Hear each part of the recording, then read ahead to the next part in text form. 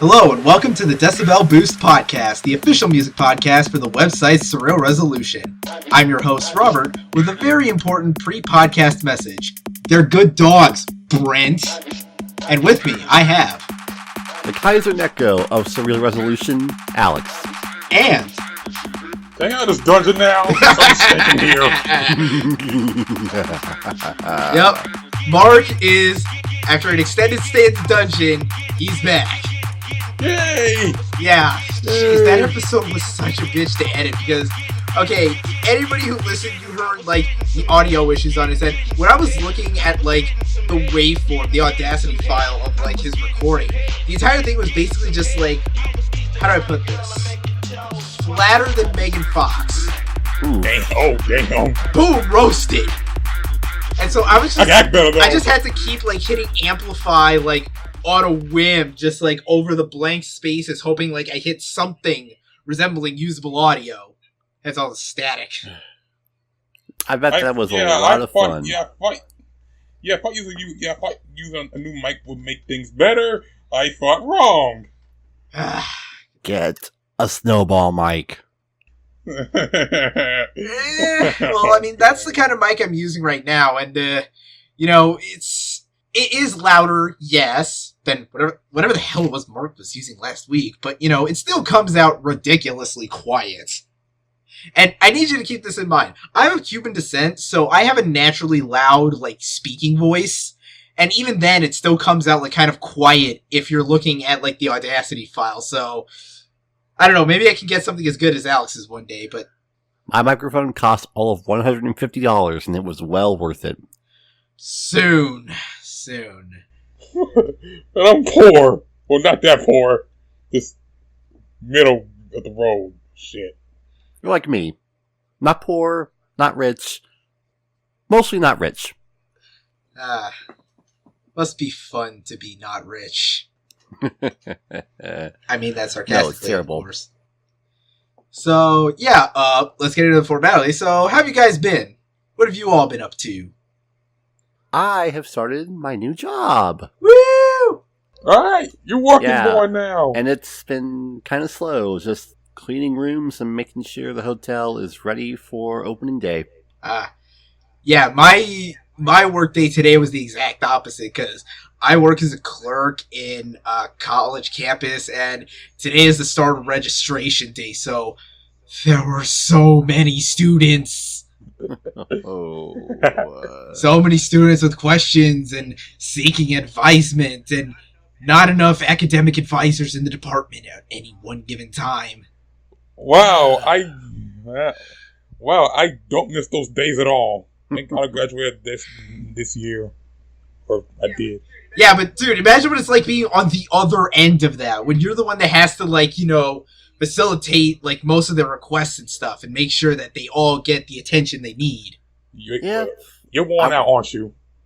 At least I'll be getting a paycheck soon. I would not wish that upon my worst enemies. I just didn't wish for the plague.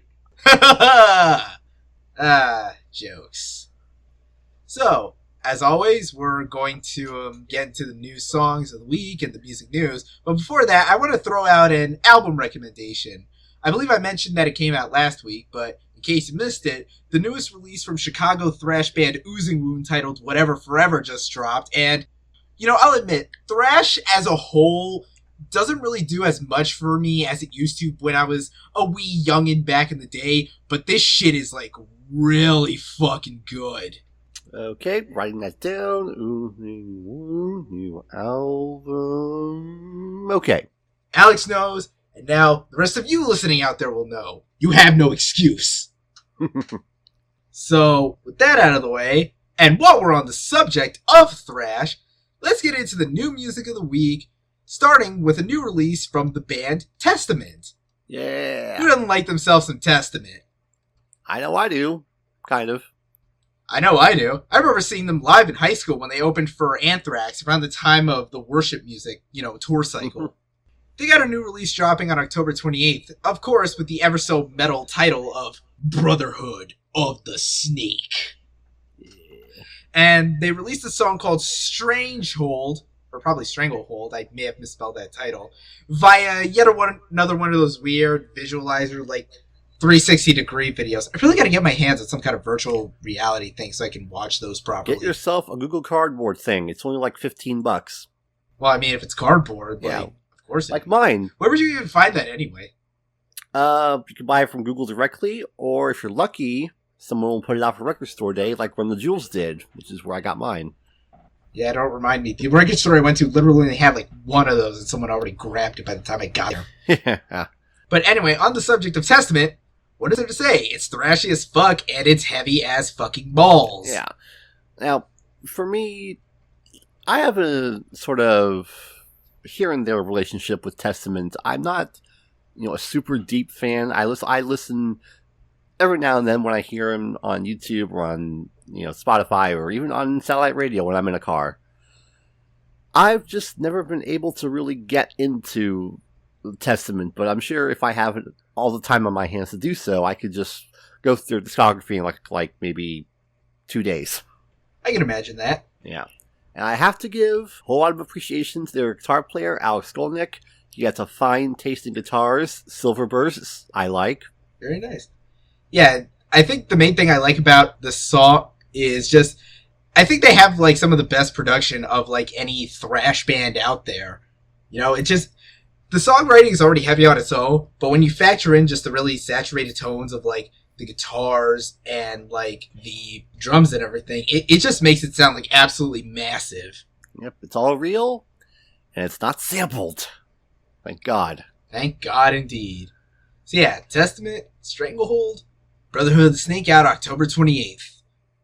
You can't go wrong with music that's just as heavy and as fast as Testament. You want to know what else is really fast? The flow of Tech 9. Your mom in bed. Yeah, pretty much. Yes, Tech 9, the famed fast as fuck rapper who's just, all kinds of awesome, although I really need to listen to his full albums. I've only ever heard like his singles and shit. He's got a new album coming. Wait. I think you're saying it wrong. I think you're supposed to say it as Tech 9. Like that. Ah, very well. Noted. Then again, I am white as hell, so what do you expect? So yeah, Tech 9.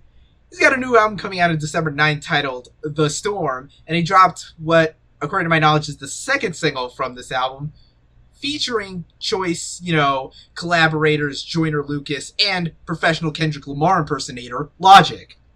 And the single is named after the most fire condiment out there in the world, Sriracha.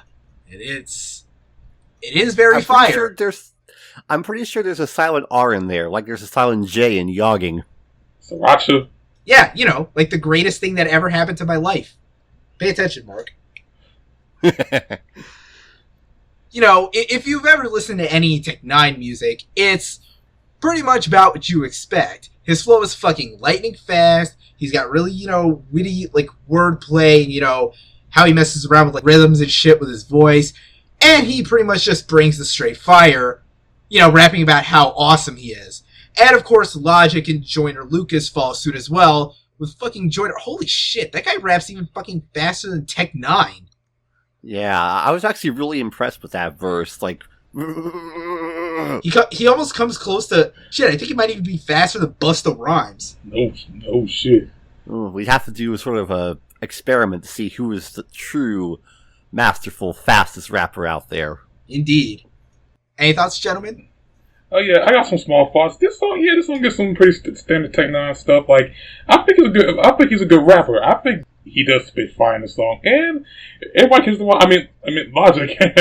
he's pretty good. He's a good rapper too. I like his little verse there now, and the other guy, John Lucas. Like, yeah, I can see a Tech 9 fan loving this, and I do like it as well. But yeah, this song is definitely, how it says, pure fire. Yep. Y'all know I'm not the rap guy around here, but even I can really appreciate this. It's hot. It's very hot. One might even call it Sriracha hot. Fire! I put that shit on everything. Although it's been so long since I've had a bottle of Sriracha. Now, I'm really craving some now. Or at least some kind of dish preparation with Sriracha. Shit, I might hit up a payway after this. And speaking of music and albums coming out on December 9th, you know who else is coming back December 9th? Friggin' Avenged Sevenfold. Yeah, if you haven't been paying attention, they've been dropping some pretty cryptic teasers over the past few weeks. First off, the Bat logo, the signature A7X Bat logo has been appearing in various mysterious locations around the world. Then there was weird photos of it was a band photo, I think, that had X's over all the band members' faces. And perhaps most notably, a random Instagram post by WWE superstar Chris Jericho pretty much confirming that they were releasing an album on December 9th titled Voltaic Oceans. And to cap it all off... If I may interject here, this past year for Avenged Sevenfold, they've been intertwined in some legal issues with their former record label Warner Brothers, which they're now free of. And so they decided to head to Capitol Records, which... You sure showed them, guys. Not much improvement there, going from one big label to another big label when you have, the internet. Yeah, I think the only real difference is, I think they actually have now their own imprint under that label, but they're still slaves to the big labels, man. Ugh, yeah. Whether it's Sony, Warner, or Capitol, you're all going to be a slave to those labels. Yeah, so to cap off the hype machine, they actually did end up releasing the first official single from Voltaic Ocean titled The Stage. I assume because the music video is basically just fucking puppets murdering each other in some weird stage show. And part of me wonders why this band even bothers at this point. They're pretty much the Green Day of metal acts. They're just so common and, unsurprising, and yet they still remain one of, a consistent, hype machine within the metal world. And you're just kind of sitting there thinking, why? A part of this band died when the Rev died. They have not been the same ever since Nightmare. Are you sure? Because I didn't even like them before then all that much, to be honest. Hey, I personally consider Nightmare to be my favorite album of theirs. I will say some of their other stuff is kind of standard fare for metal and metalcore from that era. Ever since Nightmare, though, they've just been sort of... Well, what's the word? Blasé. Yeah, they pretty much always struck me as like that. And yeah, this new song, The Stage, is really no different. You've heard one Avenged Sevenfold, you heard them all, it's got the shreddy guitars, those layered, sort of heavy and vaguely nice-sounding melodies. Shit, the opening kind of sounds like a friggin' Van Halen, tapping thing going on. Oh, that video, by the way, weird. Even for me, weird. Puppets.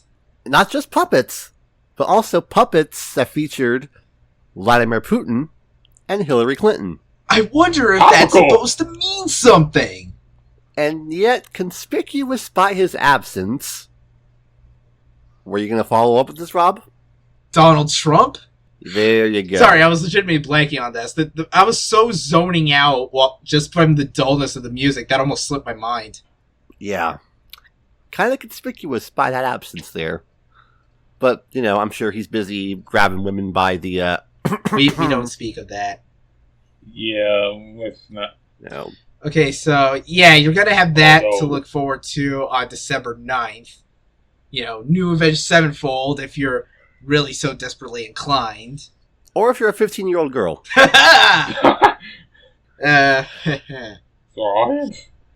So, up next, I guess Robin Thicke is still trying to do damage control after 2013. Still. Yeah, pretty much. His latest attempt to course correct, he has collaborated with none other than hip-hop legend Nas on a new song titled Deep, which... Oh, dude, Robin Thicke is so freaking outclassed on this song, it's not even funny. Yeah, pretty much. Yeah, the song is, okay, it's kind of a weird... Okay, so you have Nas, and, being the hip-hop god he is, of course, brings the fire in his verses when he's just rapping about, police brutality against blacks in, United States today, and, his... Of course, fuck Donald Trump, rhymes and shit. Yep. And then you have Robin Thicke, who just seems like he's not even, like, on that wavelength. Like, it seems like his verses are about, like, I don't know, trying to get back some girl whose heart he broke. Gee, I wonder why. Okay, So, damn. every Robin Thicke song ever written? Basically. And just to make it worse, like, the actual beat of the song is, like, really... There's something really cringy about it on its own. And then there's that segment with, like, a whistling melody. You know, like, fucking that one Flo Rida song. In there. I didn't know that. Yeah, it's like, geez, Nas, what are you... You're a legend. You still gotta have some dignity left, and you're wasting your time with this guy? It's not too late to put out the N-word album, by the way. Especially nowadays. Yeah, I'm gonna say this right now. This should have worked if you just cut the Robin Thicke verses out, leave his hook, and just make like a short Nas track. It would have been better like that. Because at least with Nas, he's talking about shit that actually meaningful than Robin Thicke talking about some girl leaving him, even though, yeah, nigga, you fucked that up when you cheat on Paula Patton, you dumb motherfucker. I mean, for real, bro. For real, motherfucker. I mean, this song, it could be fixable. Just get rid of the Robin Hook verses, make it a short Nas track, then we're good. Oh, speaking of which, Nas, when that album gonna be released? Oh wait, is that another album that's been like on the back burner for who knows how many years? I don't know, it's after that other song Nas did with, I'm not gonna say who. So I think it's one of those things people have been waiting for forever, just like a certain other album, Doom Starks. Fuck. So yeah, basically the moral of this discussion is music minus Robin Thicke equals good. Never forget that simple math equation. That's been the rule of thumb for a long time. Nobody follows it, though. Straight up. Like, you think what by now? Anyway, moving on back into metal for a minute. Death metal icons Vader have released yet another new single from their upcoming November 4th album, The Empire. The song is titled Parabellum, and, well, it's Vader. So, you know, it's death metal, and it's all heavy as fuck. Although something I noticed about, like, the riffs, they feel weirdly, like, not as dissonant as, like, your typical death metal, although there is some dissonance there. It almost feels like a death metal version of, like, you know, 80s thrash almost. Yeah, that's what I got out of it, too. It has that 80s metal feel to the drums and the guitars. So did I. Although, if there's one nitpick I do kind of have in, this almost feels like it's a thing with, like, some of Vader's albums. I don't know if it's all of them off the top of my head. The vocals feel weirdly kind of flat. Like, production-wise, they don't seem to be, like, as booming or as all-encompassing, suffocating as you think they would be in this kind of music. Someone should have fixed it in post, then? I guess? Yeah, you never know. Just a little bit of EQ tweaking, that always fixes everything. You're basically speaking Chinese to me, but I'll take your word for it. Okay, your homework, go watch Glenn Fricker's videos. Well, I don't! The educational ones. I'm supposed to!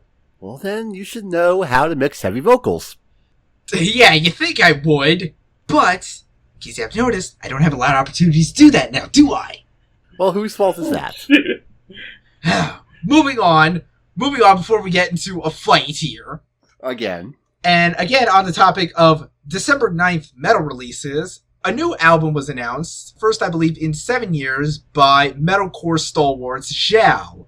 You know, one of those bands from the olden, formative days of the genre, you know, like 10 years before it became all about the Devil Wears Prada and shit. Those were the days before Black Veil Bride screwed it all up for everyone.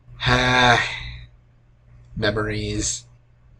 But yeah, they're dropping a new album called The Well-Intentioned Virus, which is what I assume anti-vaxxers call whatever cases of measles their kids get. Topical. Yeah. And the song is titled Observed/Observer. And, you know, if you're more familiar with, like, the old school of the metalcore genre, then this will be right up your damn alley, because it's basically got, you know, all that shit. Vocals are, you know, mixed very raw as hell. The rhythms are very, like, you know, this dissonant, like, furious, aggressive kind of thing. Guitars are heavy as shit without being, like, aggressively chugged. I mean, there's a few chugs, but it's not like aggressively monotonous as, other bands. Right. I didn't really dig the harsh vocals in that song all that much. It just felt kind of not so much metalcore, but more on the line of black metal, and it didn't really work for me. Fair enough. I mean, yeah, it did kind of, my mind did veer to, that's kind of black metalish, but, at least there was still some, clarity in production, and, it wasn't as obnoxious as your typical black metal. Right. Didn't sound completely thin. Pretty much. It was, thick, like the women I'm into. Right. I probably shouldn't have said that out loud on the internet. Too late! It's too late. It's not like anyone listening to this knows what I look like anyway. But we do. So, yeah. Shut up. Joke's on you, I know what y'all look like too! Look to your left. Joke's on you. There's a wall there. Anyway, so moving on from that, we got 2 more songs to discuss this week. First up, from last week's release in the Adult Swim Singles program, a surprise new song by Daytona Beach singer Kitty from... Okay, so I believe last year, or maybe earlier in this year, she started crowdfunding for her first official debut album, because she's basically just released nothing but EP since, 2011, if I recall correctly. And now she's actually got a proper album coming out soon titled Miami Garden Club, and she dropped the first single with Adult Swim titled Asari Love Song, which she claims was influenced by her being really into Mass Effect at one point. I wouldn't know, but I'll just take her word for it. Yeah, so I. And yeah, the song itself, okay, typically Kitty songs are this very ambient, ethereal kind of, I believe it's properly called cloud rap, but this one, much like her 2015 contribution, Drink Tickets, goes just full on pop. In this case, it's straight up 80s pop. The last great era of pop music. So 80s. Yeah, the freaking, drum beats and, the synthesized instruments. There's even, a shreddy glam rock guitar solo in there, if you like that kind of 80s. And it's good shit. Hell yeah, it is. It's just the kind of thing you can, straight up, groove and dance to, more so than, most pop music that you hear, nowadays. What an indictment on today's pop music that really is. Yeah, pretty much this song, it's absolutely groovy. Kitty put out another good track for Adult Swim, and I want to hear more. And if her album is good, as good as this, I'm looking forward to whatever to when it eventually comes out. Same here. Just from one Floridian to another, keep doing the Sunshine State proud, Kitty. And moving from pop music that makes the genre worthwhile to pop music that makes me want to just nuke the entire fucking concept. Maroon 5. Oh, God. I can feel the whiteness just oozing on my skin. But don't get this shit on me. I suddenly have the urge to drive my kids to soccer practice. Yeah, they dropped a new song appropriately titled Don't Wanna Know, which features 19 seconds of phoned-in rapping from hip-hop superstar Kendrick Lamar. Because, I don't know, I guess he needs a way to maintain the title of Biggest Hypocrite of 2015. I write artfully meaningful music that commentates on the state of Black America today and how people relate to Black Americans. But at the same time, I sell out for pop songs. Kendrick, are you broke? Are you having money troubles? You can do so much more than whore yourself out to Adam Levine and Maroon 5. The song, it's... yeah, this basically feels like what's on the Lido deck of the cruise ship when you're, more focused on the taco bar than the band, I knew this was going to come because basically it's like, every pop band or artists are like, what can we do? What can we do to make our blast listenable? Let's add this most famous rapper. Let's put him on the track. And it's like, I'm not surprised. I'm not surprised it happened. And yeah, the song sucks. It really does suck. Because it's basically just this boring pop topical bullshit. Which, no, it's bad here. It's fucking awful here. And, I mean, I'm not surprised Kendrick did this. I mean, I still think he's a good, he's still a good rapper. I think he did this because, like, well, I guess I can make a little bit of money on the side. That can work, and then maybe we can do that. But just when you work on your next album, maybe you'll be hope. Well, I know it'll be good. It's like they put the bullshit first. Then I try real hard on my own shit.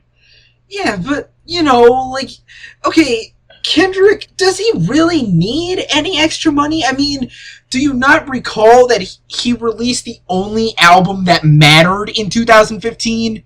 So, like, what the fuck does he... What? Okay, if he made no money from that, then, like, what the hell is he doing then? Rob, it's the music industry. Nobody makes music anymore. Is something so relevant? I don't know. I get frustrated. I am too, but it's just the song made me throw up in my mouth when I was listening to it, and the music video didn't do it any favors, which was just like one big spoof of the whole Pokemon Go phenomenon. Which, like, does anybody even play Pokemon Go anymore? No, not that I've seen. I never have. But yeah, just message to Maroon 5. Please don't do this anymore. There's a reason the Baja Men are irrelevant now. So yeah, that ending on that annoying downer note. After this brief interlude of Mr. E, we're now going to get into the weekly music news.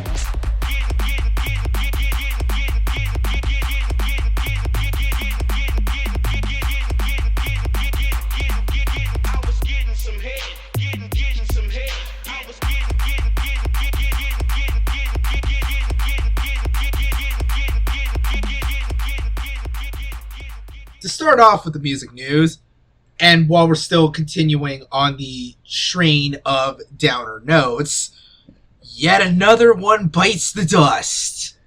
Oh no! Yep. And of all people, I'm sure some people maybe saw this coming, but I certainly didn't. The musical death that happened over the past week, Michiyuki Kawashima, one half of the Japanese electronic rock outfit Boom Boom Satellites. 2016 continues to suck eggs. Yes. The man apparently, like, he's been suffering, like, health issues for a while. A lot of them related to, like, brain tumors and shit. Apparently that's what finally did him in. Mm-hmm. It's very unfortunate news. Yeah, and it's kind of weird. Like, you didn't think, like, okay, I knew they broke up, like, sometime in the past few months. Like, I know they did the opening theme to Kisniver, and I think they broke up, like, a month or so after that. But, like, I didn't think one of them would die or anything. I think it had something to do with his medical issues, saying, because of those issues they couldn't tour, and, that kind of leads to a problem when you're trying to be a musical outlet. That is true. Just so very sad. Yeah. So damn sad. We only have a few weeks left of this horrible year. Let's just try to write it out without completely collapsing in on this entire planet. Please, powers that be. Yes, I don't believe in a god, but if there is one out, please stop fucking with us. We're due to you. Oh, right, some of us don't believe in you. And to whatever omnipotent being there is out there, just focus on making Donald Trump's life a living hell. Because we all appreciate that. Just make him lose. Hard. Embarrassingly, please. I'm sad now. I am very, very sad. So I need to make myself happy. And I have... And thankfully for you, Eric Andre has the cure. Exactly. Yay! Last Friday was the season finale of the Eric Andre Show Season 4. Although, weirdly, it kinda didn't feel like it. Like, usually the season finales are, like, overly, like, even crazier or focused extremely on something specific. Like, the season 2 finale was one overextended, like, set destruction gag. Season 3 had, bird up, just like, annoying you into submission for like 11 minutes. And don't get me wrong, this episode was funny, obviously, because, of course, it had the celebrity interviews of Jack Black and former iCarly star Jeanette McCurdy, a.k.a. the Hot One. And, of course, there was the musical guest, which, it finally happened. It finally happened. After so many years of people quoting this friggin' joke, it finally happened.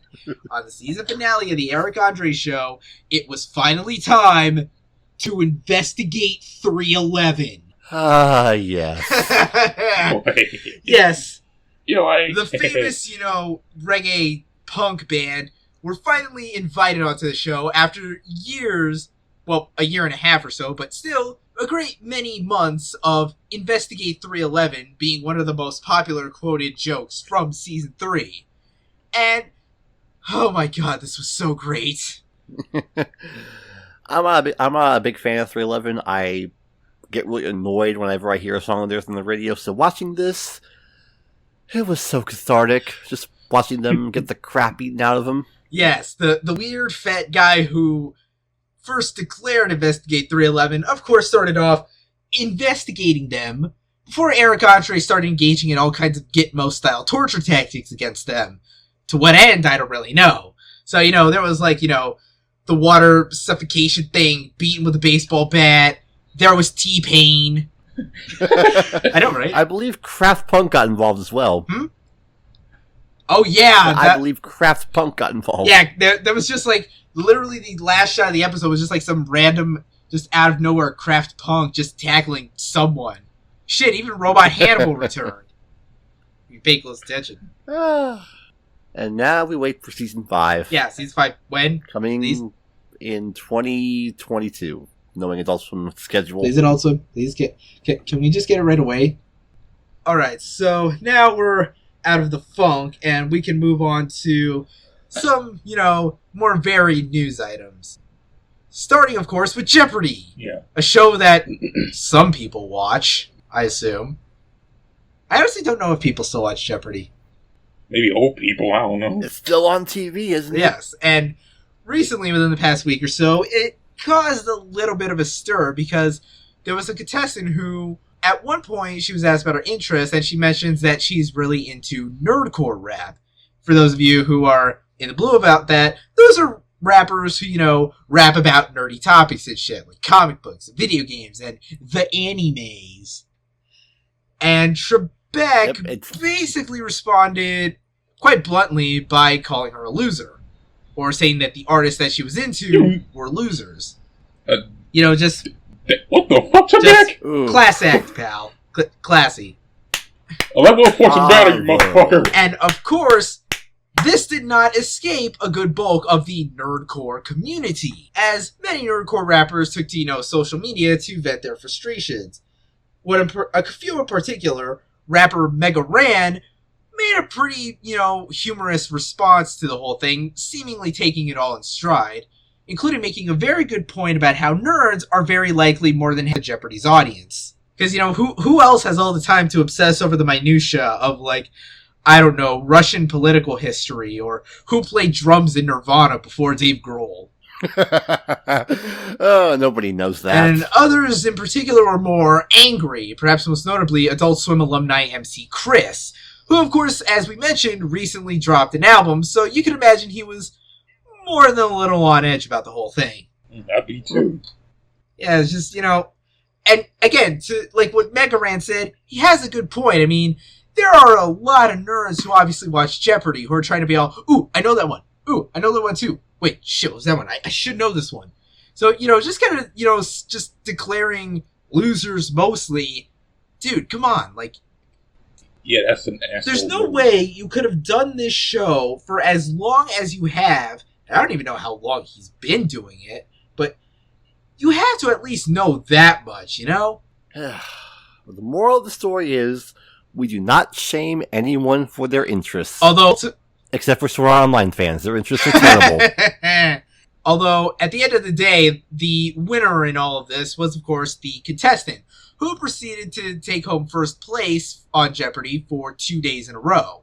So who's the loser now, Trebek? You bitch-ass motherfucker! Suck it, Trebek! I'm trying to do the Sean Connery voice, but I can't. I don't know why I tried. Fail. Look, you're right. Huh, there's just a wall there. Wow, you live in an empty room, don't you? It's empty as my hopes and dreams. Anyway, moving on to more news. More competition in the world of on-demand streaming music, as recently, within the last week, Amazon, of course, got into the game. Oh, another one. Woohoo. It's not like we talked about this a couple of weeks ago with iHeartMedia. Yeah. Amazon, I believe on October 12th, they launched their own on-demand streaming platform titled Amazon Music Unlimited, which, is basically about the same as the competitors, your Spotify's, your Apple Music, Google Play, that other one. What's the one? Tidal?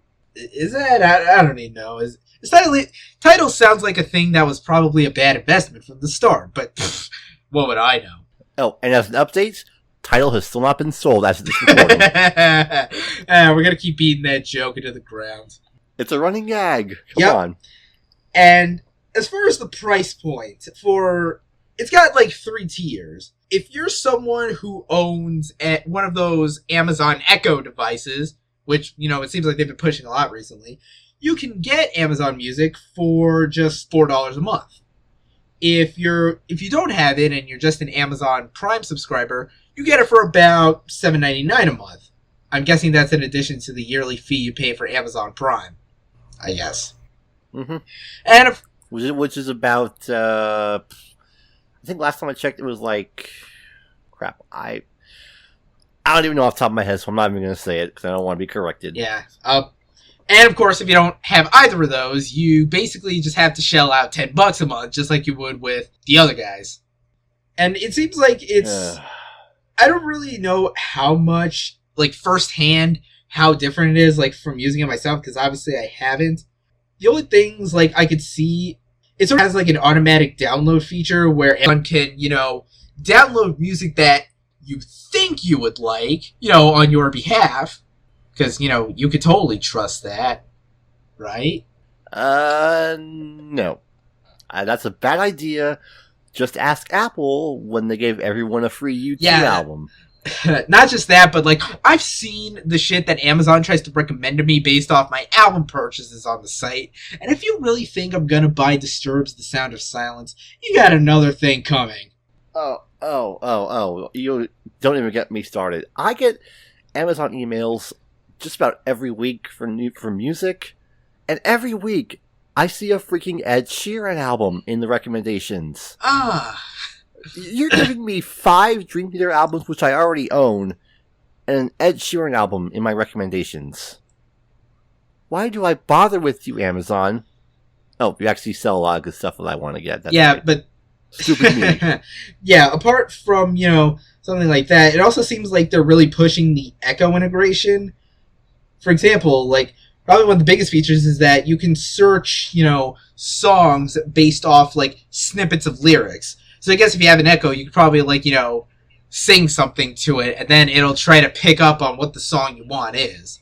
We have something like that. It's called Shazam. If I say, play Danny Brown, would it play that? Nah, I think you'd probably have to say something like, I don't know, you niggas don't even know all that show, or something like that. I'm kind of blanking around lyrics at the moment. Also, it does seem like it's trying to, like, micromanage how you can search and, pull up songs. You can even get, like, super specific. Like, Amazon apparently demoed to a journalist, like, the feature, and one of the things was, like, play U2 songs from the 80s. So, I guess that's interesting, like, how it tries to micromanage and, be more specific, but I don't know, man. I've invested way too much time into Spotify at this point, so I can't imagine me using Amazon, Music Unlimited anytime soon. Yeah, at the end of the day, this is just going to be another music service with Almost nothing special to it. Just like everyone else. Well, I mean, there might be one special thing about it. It might factor into the upcoming television project from NBC. How's that for a segue? You're getting good at that. Keep it It's a up. cookie. Yeah, NBC, apparently they've ordered a new American Idol type music competition series. You know, because we didn't learn our lesson the last time. It's called The Stream. Not to be confused with that one horror action series on FX. Apparently it's adapted from like some Norwegian show. And I assume the Norwegian variation is like 95% black metal contestants. So yeah, it's Never gets old. So yeah, it's basically one of those American Idol type music competitions, just with, you know, streaming music as a factor into it. According to the article I'm reading now, performers will upload, you know, performance videos to, you know, streaming platforms. I guess ones that are valid once they register. And like the 100 most streams artists will be invited to like an industry showcase, who then, you know, proceed to whittle down the competition to the ones they think the audience would enjoy the most. So you know what that means? Oh, The shit. stiffest and the blandest. Oh, God. Oh. Okay, I've known NBC has been out of ideas for a long time, but this is just stupid. This is ridiculously stupid. And then, you know, from those 100, the finalists, of course, compete, you know, again, American... I keep saying American Idol because that's really what this is like. This is basically what would happen if American Idol was started this year. Yeah. Hey. And then, you know, they use the streaming numbers from that. I don't know how, I guess. I guess maybe the program is supposed to have, like, its own proprietary, like, music streaming service, or it's going to have some deals going on with, you know, Spotify and Apple Music and I just realized Tidal's audience is basically just going to be, like, you know, fucking negligible in all of this. Schadenfreude. Yep. I predict this show will be canceled within 4 episodes. No, knowing this shit, I don't know. I don't know. I hope it gets canceled, even though I'm not gonna watch this shit. But Neither knowing am I. how, knowing how the other whole NBC works, it might get another season. I don't know if it get. Constantine got screwed by NBC. Nothing is sacred. I'd agree with that if I actually liked Constantine. There were a lot of people who did. Yeah, I know. And a lot of people who liked Hannibal as well. Never watched Oh it. yeah, You know. But yeah, that and Community and. Oh damn. God, don't! I was literally just about to say, like, to assume that NBC would cancel this after 4 episodes would imply that NBC is a network that makes smart decisions. But this is the same network that fired Dan Harmon from Community for a season, and then canceled it after season 5, forcing it to go to the internet. Yahoo! A service that no one uses. And now their former head honcho is destroying CNN. Trust me, Nice job, Jeff Zucker. I used Yahoo only for Community and basically forgot about it afterwards. So, what we're saying is NBC does not make smart decisions. Of course they didn't. They got rid of Conan O'Brien. Yeah, look who's laughing now. In BC, we suck. It's true, they do. They're terrible. And speaking of smart decisions, the Nobel Peace Prize, often awarded for a multitude of topics, including like scientific field and of course literature, recently announced the most recent recipient of the Nobel Prize for Literature. And of all people, it of course went to singer-songwriter, music icon Bob Dylan. Did he write a book sometime in the last couple of years? No, apparently they gave it to him just for his music. Wait, in literature? Yeah, in literature. I guess they apparently see some literary value in his music. Which, you know, I'm not gonna lie, I'm not gonna say he's a perfect artist. I've heard some of his songs, and he's had some less than favorable songs, shall we say? Wiggle. Yeah, that's a fair complaint to bring up. Just about, I guess, anyone. Really. You know, he does have, you know, quite a handful of songs that are very, you know, lyrically well written and very literate. So, I guess I could see why the Nobel Peace Prize would be awarded to him in this category, although it brought up an interesting point, like, wow, they really never had a separate category for music? By the way, Nobel Peace Prize and Nobel Prize for Literature, those are two separate things. I'm just correcting you right now. Thank God. Yeah, I'm sorry. It's just kind of like when someone says Nobel Prize, like I insert the word peace on instinct. Yeah, just don't do that. So yeah, Bob Dylan won that award, although apparently he's been difficult to get a hold of in the aftermath. Because like I don't think he like talks publicly a whole lot about this kind of stuff. And he's supposed to be attending like some sort of like award recipient dinner thing in like Stockholm in December. And, you know, the people in charge of like the Nobel, Prize and stuff haven't been able to get in contact with him successfully.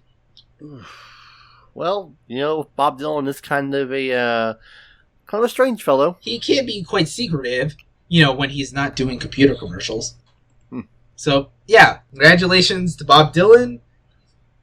Music, indeed, should be recognized as an art by the committee. I mean, why wouldn't you think of music as art? Like, what if you didn't think music was art? You'd have to be as dumb as, I don't know, like the city of Chicago or something. And speaking of... Yes. Next topic. So, a while back in August, government officials of the county that basically includes the city of Chicago made some rather derogatory statements that stuff like rock, rap, and electronic music don't count as fine arts. Fuck you very much, by the way. And this was very just not good. Not just because of like the abstract sense of, wow, you insulted like very beloved genres and art form in general, but also for legal reasons. See, the thing is, venues in Chicago whose capacity is 750 or less, they're exempt from a 3% tax that venues usually have to pay, provided that they're selling tickets for live musical or cultural performances. By declaring that rock, rap, and electronic are not sufficiently fine art, that would subject such venues to paying, about 6 years of back taxes that they would have been skipping out on, which would add up to $200,000 per venue. That's some pretty hefty taxes right there. And that's some shit. Yeah, maybe we should tell Donald Trump to pay his, maybe. Well, we know, like, it takes forever for him to actually release the damn thing. And who knows, it might even be a forgery. Does Donald Trump ever tell the truth about anything? No. Hell no. Our Packy's quite crazy, but do go on. But yeah, that whole uproar was about a couple months ago, and it caught everyone's radar, not just music artists, but also various music publications, especially Consequence of Sound, because they're based out of Chicago, so this kind of stuff factors into their livelihood and all. Thankfully, though, the Cook County Commissioner John Fritchie announced that this whole thing was finally resolved, and the aforementioned genres do, in fact, count as fine arts from a legal perspective. So those venues won't have to pay those hefty fees. Praise be. We got a couple more stories, 2 more in fact, and both of these fit into the category of 90s rock frontman engaged in some what the fuck is going on bullshit. First up, Billy Corgan of the Smashing Pumpkins and his involvement with TNA. And I'm going to throw this over to Alex since TNA is more something that he's more familiar with. All right. Time for me to get on my soapbox here. So, Billy Corgan of the Smashing Pumpkins, he's actually been quite involved with the wrestling scene, dating back as far as 2011 with his own indie promotion in Chicago, which he then left in 2014 because of different interests and all that, whatever you want to call it. Skip ahead a year. In April of 2015, he joins TNA Wrestling as senior producer of creative and talent development, and then skip ahead to August of this year, where he became the acting president of the company, with former president Dixie Carter becoming chairwoman and chief strategy officer, whatever you call the CSO. And more than that, he has been personally funding a lot of their recent TV tapings and live pay-per-views, along with one of their production companies that they work with. But the current state of TNA Wrestling is not good. They are in serious debt, owing millions of dollars to their former production companies, their stakeholders, in Tennessee state taxes, and to Billy Corgan himself. And he has since sued TNA and Dixie Carter and a few other people for many reasons, all of which are currently withheld because they're held in the Judiciary Court of Nashville, Tennessee. But supposedly, one of the reasons, according to Dave Meltzer from the Wrestling Observer newsletter, is fraud. This is one of the craziest stories in the wrestling world all year. And this is a company that has been on life support for about 4 or 5 years. Damn. Shit. Yeah, so to sum up, Billy Corgan is the president of a wrestling company, and he's suing the wrestling company he's president of because he is owed a lot of money. Well, Don't forget about the restraining order. what the fuck? Oh yeah, there was a restraining order involved between Mr. Corgan and Miss Dixie Carter. Now, a little bit behind the scenes. Again, we taped the show about 4 days in advance, so by the time you're listening to this, something else may have happened. As of right now, that's the whole story. And it's just... it's glorious insanity. We'll be sure to keep you posted on this. And I can't really add any commentary other than I think this can officially become the new textbook definition of buyer's remorse. You bought a bill of goods. And now, moving on to the other 90s rock star who's apparently gone completely insane. You know, I think I finally understand Bernie Sanders' mindset when he famously declared, "No one wants to hear about your damn emails." Because, you know, fine. I get that there's some shady shit that goes on with the deleting of 33,000 emails from a private server. Granted. But there comes a point where this shit gets beaten into your head so often and so viciously, you're just like, oh my god, shut the fuck up already! Yeah, basically. But it doesn't look like that's gonna stop anytime soon. Especially given the most recent batch of WikiLeaks, data releases. Most of them concerning Hillary Clinton's campaign manager, John Podesta. Of relevance to this podcast were 2 emails sent to Mr. Podesta on the behalf of former Blink-182 frontman Tom DeLonge.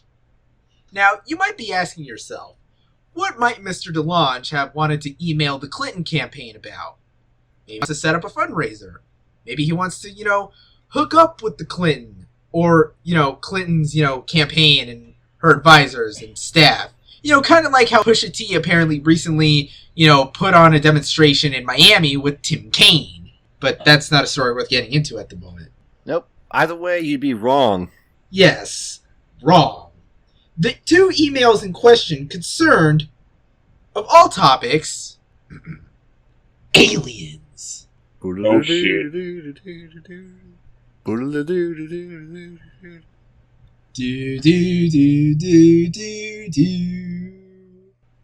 I want to believe. The truth is out there. Is this Taco But Bell? yes, they did find 2 emails from DeLonge to Podesta. The first of these was from October 15th, 2015, talking about a documentary that apparently interviewed Mr. Podesta himself. I'm reading directly from the article here, so I don't know if this is word for word how it is in the emails, but we're just going to pretend like it is. The first email read, partially, "I would like to bring 2 very important people out to meet you in DC. I think you will find them very interesting, as they were principal leadership relating to our sensitive topic. Both were in charge of most fragile divisions, as it relates to classified science and DoD topics. Other words, these are A-level officials, worth our time, and as well the investment to bring you all the way out. To bring all the way out to you. I just need 2 hours from you. just looking to have a casual and private conversation in person. Okay, time out. This sounds like a Craigslist ad where the guy is going to kill the person he's trying to reach out to. People wonder why I don't use Craigslist. Anyway, the second of these emails was actually from January of this year. In the subject line, it made reference to a former Air Force official, General McCaslin, apparently showing DeLonge discussing, of course, Roswell, New Mexico. Area 51. When Roswell crashed, they shipped it to the laboratory at Wright-Patterson Air Force Base. General McCaslin was in charge of that exact laboratory up to a couple years ago. So, yeah, apparently DeLonge is looking to get some information. And he thinks Clinton's people know that information. Why? I don't know. Like, okay, dude, Tom. Don't you have a hobby? Actually, scratch that. Don't you have another hobby? Like, something other than the alien shit. Like, I don't know, you could play video games, you could start another band. Shit, aren't you actually in another band already or something? Like, don't you have a side project or something? I haven't heard much of Plus 44 in a long time. You could, I don't know, you could watch some anime or something.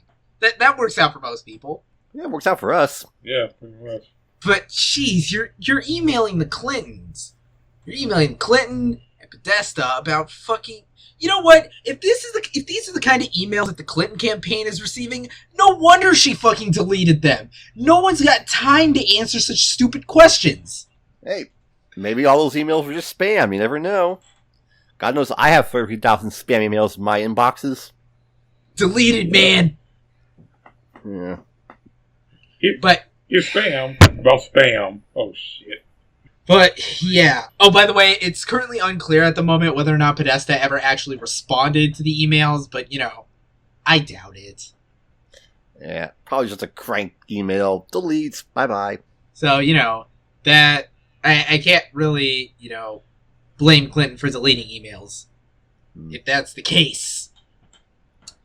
And so that wraps up all the music news for this week. And so the last piece of business we got to take care of is the new album rundown for the week of October 21st, 2016. First up, the first new album in 17 years from emo rock icons American Football, also self-titled just like their original album. So, good luck figuring that one out. That won't be confusing at all. Just remember, the new album has a picture of a hallway. It's not the picture of the house. Okay, hallway, house, got it. Yep. Up next, we have the newest album from pop-punk band Jimmy Eat World, who you may remember for that one song you maybe heard that one time. Apparently so. Wow. They got a new album out titled Integrity Blues.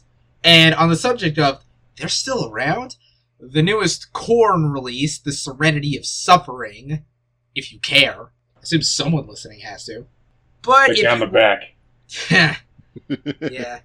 If you want some metal that's actually pretty damn good, this Friday is the release of the third and final studio album from sludgy shoegaze band Ghost Cube titled Shadows Swallowed the Flood. Also, this Friday we have the No Worries album Yes Load, that is the collaborative effort of Anderson .Paak and producer Knowledge. So, get on that. Heck, I think there might actually be a stream out, at the time of recording. It's on Apple Music. Oh, damn it. Oh, well. I guess I'll just have to wait until Friday then to listen to it. Yeah. The newest release from legendary singer-songwriter Leonard Cohen, titled You Want It Darker.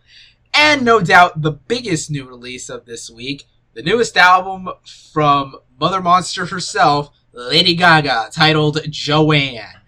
The Queen is back, y'all! I'm so happy. And of course, that'll do it for this week's episode of the Decibel Boost podcast. As always, we sign off by telling you where you can find us on the social medias. So, Alex, where can they find you? Oh, I am Aura of Azure on Twitter and Instagram sometimes, maybe? Sometimes. I don't know. Nobody's there anyway. Mark, where can they find you? They can find me at Mac2HybridMedia on Twitter and also on my site, the Hybrid One, at thehybridone.wordpress.com. I talk about a lot of shit. You've heard a lot, so yeah. Yep, lots of shit. And as for me, you can find me on Twitter at RobBarracuda, as well as on AskFM and Instagram at RobBarracuda, as well as on YouTube by that same name, which is no doubt where you're listening to the podcast right now. By the way, while you're here, make sure to hit the subscribe button and, hit those notifications so you can always be notified immediately as soon as the new episode of the podcast goes up.